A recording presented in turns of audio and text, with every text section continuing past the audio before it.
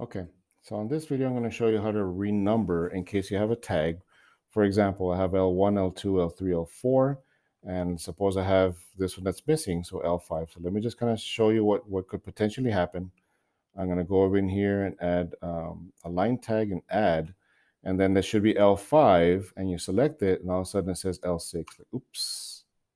Okay, it should be L5, so I'm going to erase that.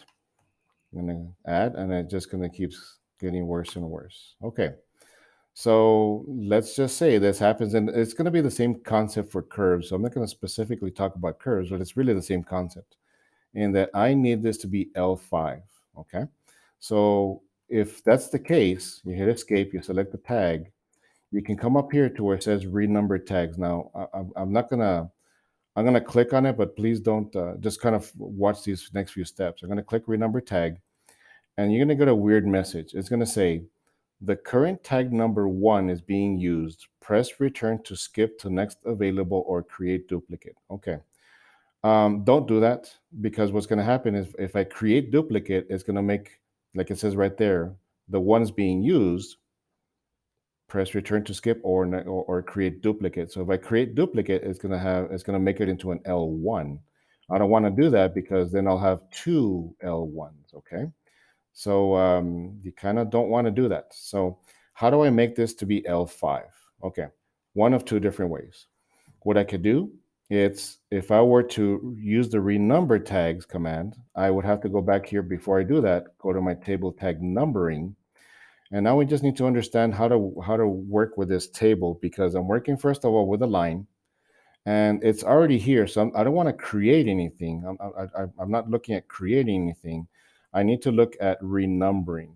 I need to look at renumbering. So if I were to renumber this, that's why I was saying the little message a little while ago that it wants to renumber to a 1, because that's what it says. It's going to start at a 1.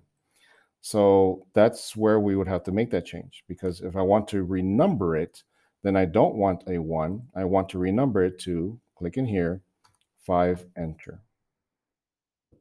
And hit OK.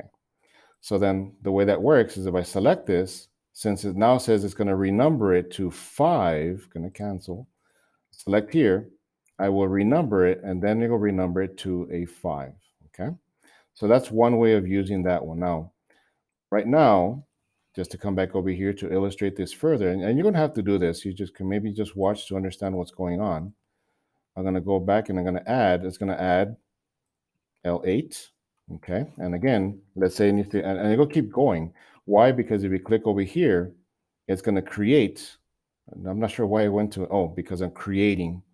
So right now it'll create to an L9. If I erase this one, it'll go to L9. If I erase it, it'll go L10. Okay. So that's the other thing that I can do. I want this to be L5. So then what I would have to do is erase it. And if I wanted to instead of renumber, I'm going to just create one. I'm going to go back over here and simply change the line starting number to 5. Hit OK. And then add that tag. Then it'll add it as a 5. Okay.